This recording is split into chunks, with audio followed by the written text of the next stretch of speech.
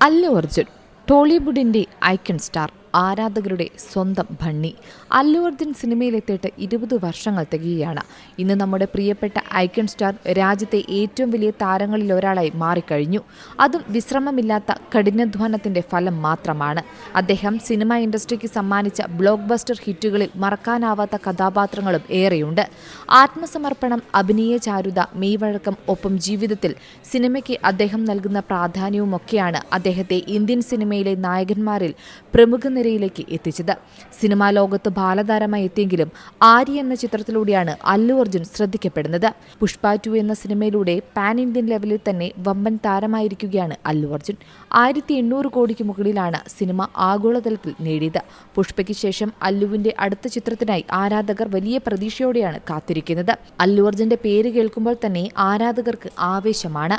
ഇപ്പോഴിതാ നടൻ തന്റെ പേര് മാറ്റാൻ ആലോചിക്കുന്നതായുള്ള റിപ്പോർട്ടുകളാണ് പുറത്തുവരുന്നത്. ജ്യോതിഷ നിർദ്ദേശപ്രകാരം അല്ലു അർജുൻ തന്റെ പേരിൽ മാറ്റം വരുത്താൻ ആലോചിക്കുന്നതായാണ് റിപ്പോർട്ടുകൾ.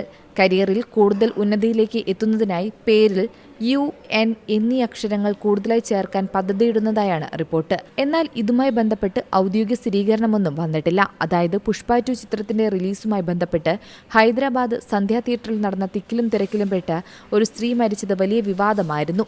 അതിനുശേഷം അല്ലു അറസ്റ്റിലാകുകയും കേസ് വലിയ വിവാദമായി മാറുകയും ചെയ്തു.